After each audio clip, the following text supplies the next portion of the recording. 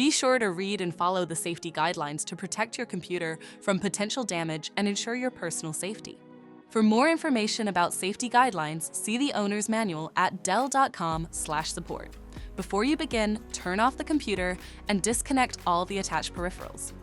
To remove the graphics card, loosen the 2 screws securing the side cover and lift the cover off of the tower.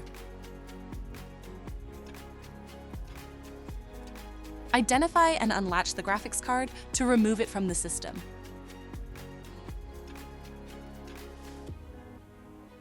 To reinstall the graphics card, relatch it back to the system. Secure the side cover of the tower with the 2 screws. For more information about your Dell system, visit dell.com/support.